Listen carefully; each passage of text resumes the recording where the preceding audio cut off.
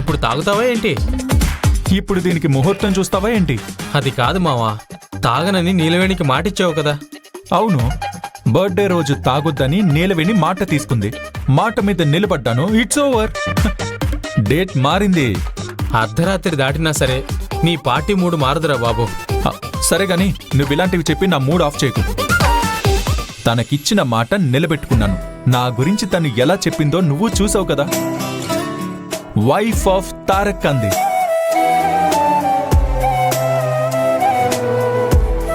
అంతకన్నా ఆనందమేముందిరా? నిజంగా పార్టీ చేసుకోవాల్సింది ఇప్పుడే.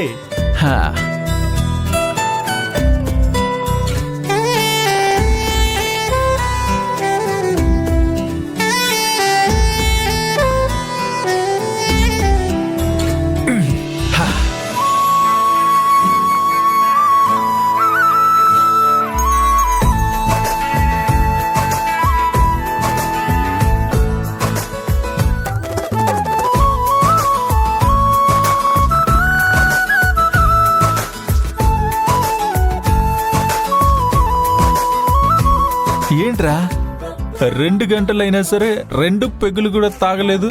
నీతో నేను పోటీ పడలేను కదరా. కంపెనీ కోసం ఏదో కప్పు కాఫీ అన్నట్టుగా కానిచ్చేస్తాను గాని అంత తాగడం నా వల్ల కాదురా. హ్యాపీరా.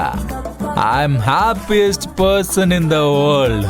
సరేరా, ఇక వెళ్ళి పడుకో. సరేరా, గుడ్ నైట్. గుడ్ నైట్ రా. అరే జాగ్రత్త రా. జాగ్రత్త రా. ఐఎమ్ ఆల్ రైట్ రా. I'm all right. Good night. Good night రా.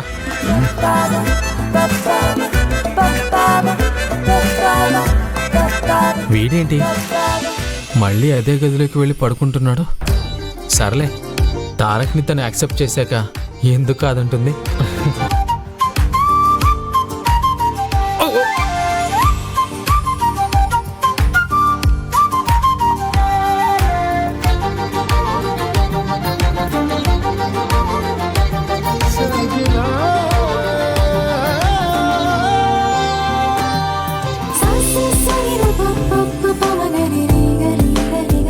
Thank you Nilaveni. Thank you so much. నువ్వు తాగి వాగావని మా సిస్టర్, మా మదర్ ఏమైనా అనుకోవచ్చు, కానీ నువ్వు పర్ఫెక్ట్గా చెప్పేశావు. కరెక్ట్గా మాట్లాడావు. ఎందుకంటే నా మనసులో ఉన్నదంతా నువ్వు చెప్పేశావు. అదే కదా నాకు కావాల్సింది. నీకిచ్చిన మాటను నేను నిలబెట్టుకున్నాను. నాకు చెప్పాల్సిన మాట నువ్వు అందరి ముందు చెప్పేశావు. నువ్వు తాగావు, నేను తాగావు.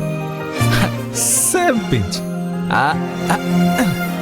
Same pinch.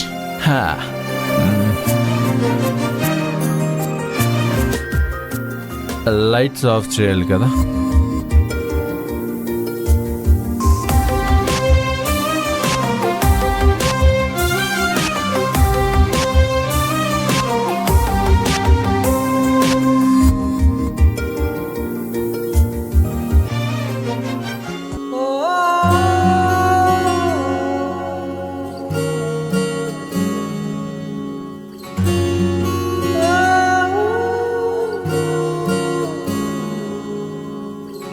ఏమైందో ఈ వేళ ఈ గాలి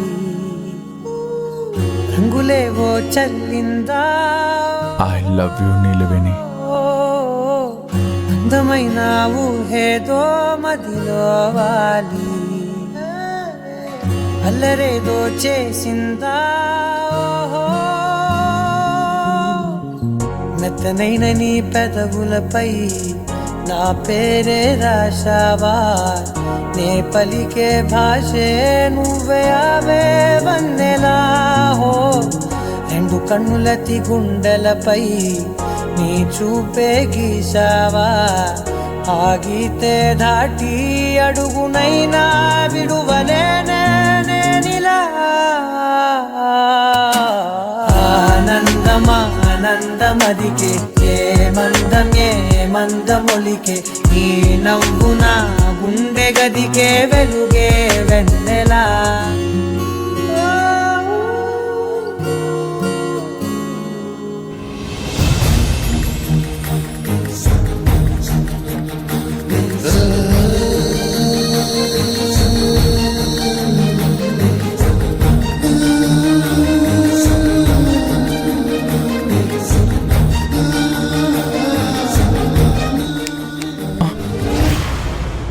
హలో మచా, అంతలా ఆలోచిస్తున్నావేంటి? అంటే ఆ రోజు నేను నువ్వు తాగావు, నీలవేణి పడుకున్న గదిలోకి వెళ్ళావు. తర్వాత ఏం జరిగిందో మీకు గుర్తు లేకపోయి ఉండొచ్చు, కానీ ఎవరైనా సరే ఊహించుకోగలరు.